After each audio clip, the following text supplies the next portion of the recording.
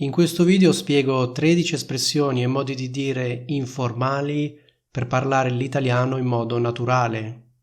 Questi modi di dire di solito non vengono insegnati ai corsi di italiano tradizionali, però sono particolarmente utili per parlare l'italiano in modo espressivo, cioè non come un dizionario ma come un madrelingua. Se hai imparato l'italiano come lingua straniera, questo video fa per te. Questo video infatti è pensato per chi capisce l'italiano e vorrebbe parlare l'italiano in modo naturale. Se ti interessa veramente passare dal livello intermedio al livello avanzato di italiano, ti consiglio di iscriverti e di attivare le notifiche. Su questo canale infatti pubblico regolarmente delle lezioni di italiano per stranieri. Nelle mie lezioni di solito parlo di cose che non vengono spiegate ai corsi di italiano. Come dicevo, in questo video spiegherò 13 espressioni italiane. Per ciascuna di queste espressioni farò 3 esempi.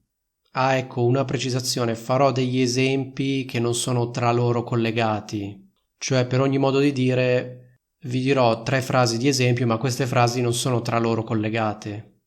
Se qualcosa non è chiaro oppure se hai dei dubbi, lasciami pure un commento qua sotto, lo leggerò sicuramente con piacere. Se vuoi altri esempi con una di queste espressioni allo stesso modo, lascia un commento qua sotto, ti risponderò con piacere.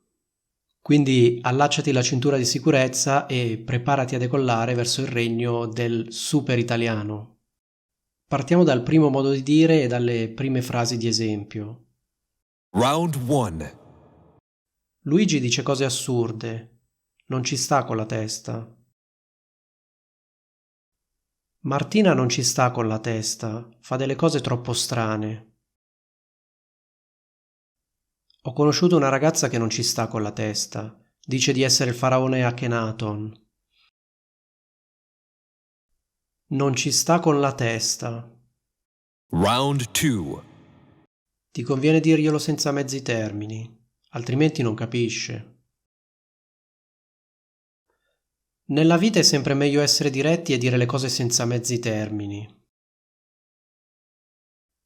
Mi ha detto di no.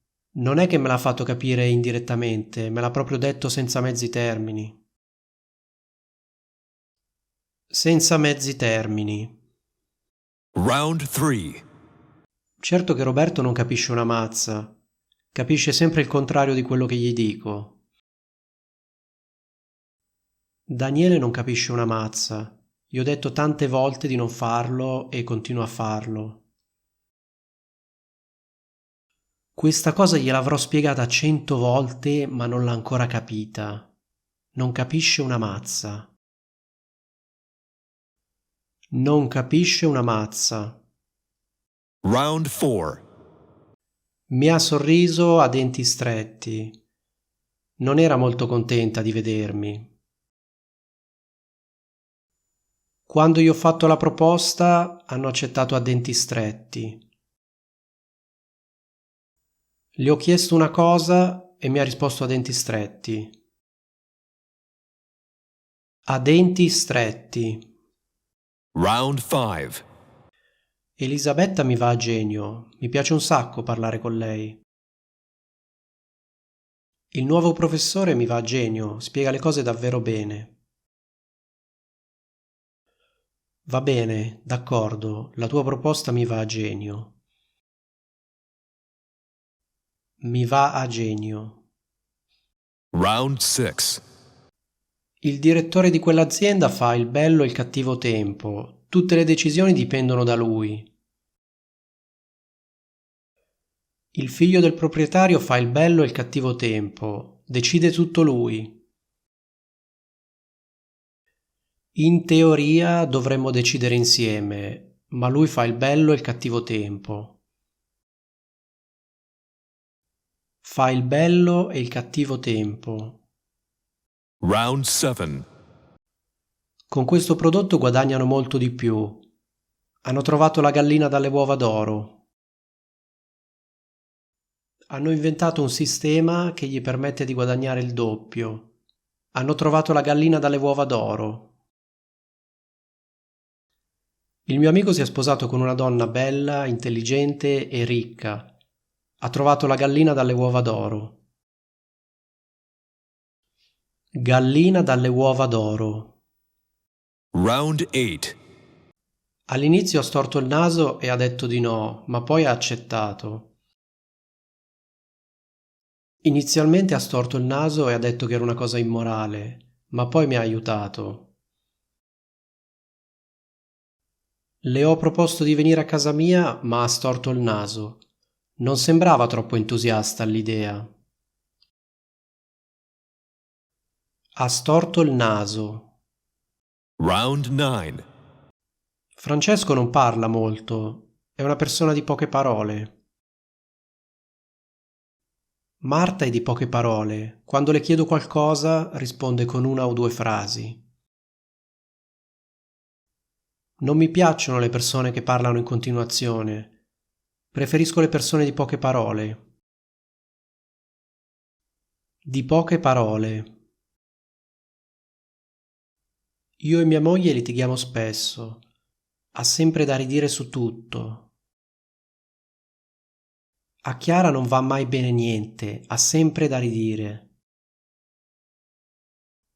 La mia collega è una persona pesante, si lamenta tutto il tempo e ha sempre da ridire. Ha da ridire, oppure ha sempre da ridire.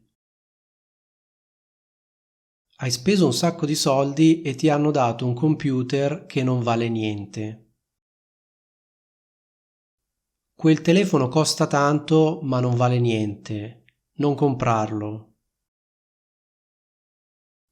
Quel medico non vale niente, sto pensando di cambiarlo. Dice cose assurde. Non vale niente. Tra la mia ragazza e la mia ex non corre buon sangue. Litigano sempre. Tra me e il mio collega non corre buon sangue. Non andiamo troppo d'accordo.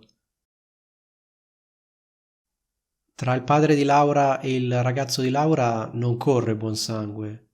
Si potrebbe quasi dire che si odiano. Non corre buon sangue. Qui in alto ti lascio il link di una playlist che ho creato qualche tempo fa in cui ho messo tutti i video sulle espressioni idiomatiche. Ho fatto veramente tanti video sulle espressioni informali e i modi di dire italiani. Questi video li ho raccolti tutti in un'unica playlist. Se ti interessa veramente parlare l'italiano in modo naturale e non come un dizionario, mi raccomando, prova a dare un'occhiata a questa playlist. Final round. Non ne vale la pena.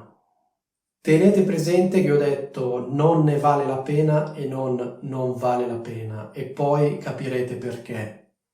Quando usiamo questa espressione, quando vogliamo dire che non conviene fare una determinata cosa. Quindi se un mio amico mi dice stavo pensando di e poi mi dice quello che vuole fare, per esempio mi dice che ha un progetto, vorrebbe fare una determinata cosa, se io gli dico ma secondo me non ne vale la pena, cosa voglio dire? Voglio dire che secondo me non è una buona idea, che secondo me quello che lui vuole fare richiede un tot di energie, però non darà grandi risultati. Quindi fondamentalmente se io dico non ne vale la pena, lo sconsiglio di fare quella cosa. Non so se conoscete il verbo sconsigliare, sicuramente il verbo consigliare lo conoscete, sconsigliare è dire a una persona di non fare una determinata cosa. Non so, per esempio, se lui mi dice guarda, stavo pensando di parlarne con Luigi e io gli rispondo guarda, non ne vale la pena.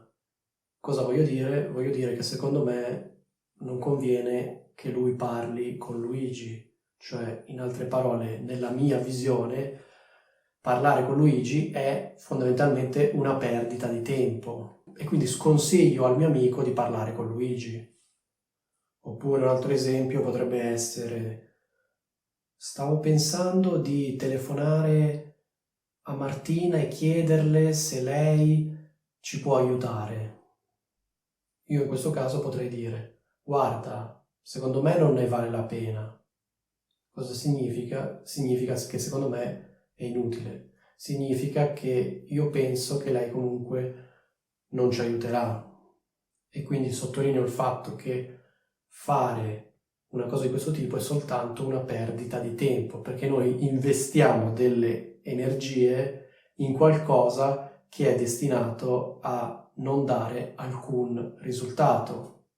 Oppure un altro esempio potrebbe essere: guarda, pensavo di rileggere il testo per la 12ª volta, magari ci sono degli errori di battitura che non ho notato. Allora, visto che magari questo mio amico il testo l'ha già letto 11 volte, io potrei dire: guarda, non ne vale la pena.